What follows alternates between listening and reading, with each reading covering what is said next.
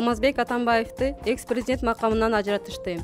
Чечим бүгүн Жогорку Кеңештин отурумунда кабыл алынды. 103 депутат макул деген добуш берди. 6 эл өкүлү каршы болду. Эске салсак, экс-президент Алмазбек Атамбаевди кол тийбестиктен ажыратуу боюнча атайын депутаттык комиссия кабыл алган чечимди башкы прокуратурага өткөрүп берген. Демек, мурунку президент кылмыш ишине катыштыгы бар делип, камакка алынышы мүмкүн.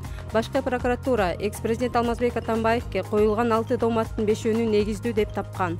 Укук тартиби, кылмыштуулук менен күрөшүү жана коррупцияга каршы аракеттенүү боюнча комитеттин депутаттары мурунку президент Алмазбек Атамбаев тарабынан жасалган кылмыштын белгилери тууралуу башкы прокурордун корутундусун бир добуштан колдошту. Ош шаарында 30 жаштагы келин өзүнө бычак сайып ооруканага жеткирилген. Бул маалыматты Ош областар аралык клиникалык ооруканасы тастыктады. Маалым болгондой, 1989-жылы туулган Ош шаарынын жашоочусу 26 июнь күнү болжол менен түнкү саат 23:30да бычактан оор жаракат алып ооруканага жеткирилди деген маалыматты уккан милиция кызматкерлери алгачкы иликтөө иштерин жүргүзүшкөн.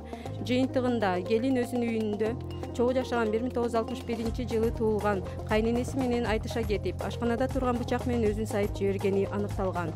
Ичине бычак сайылган келинди боору дагы жабыркап, ичине кан толгон. Ал эми дарыгерлер аялдын өмүрүн сактап калышкан. Аталган факт Ош ШИИБ тарабынан кылмыштардын жана жоруктардын бирликтүү реестрине жазык кодексинин 137-беренеси менен катталып, тиешелүү экспертизалар дайындалып, иликтөө иштери жүрүп жаткандыгы айтылган.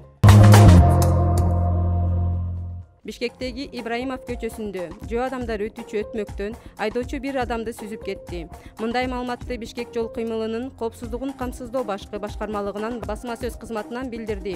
Окуя бүгүн 27 июнда эртең мененки саат 9 чамасында орун алган. Honda үлгүсүндөгү унаанын айдоочусу Ибраимов көчөсү менен түндүк тарапты көздөй баратып, 107 номерлүү үйдүн алдынан жөө адамды сүзүп кеткен. Жабырланган кыз тез жардам кызматы менен ооруканага жеткирилген. Ал эми унаа айып аянтчасына токтотулду, дейт маалымат кызматынан.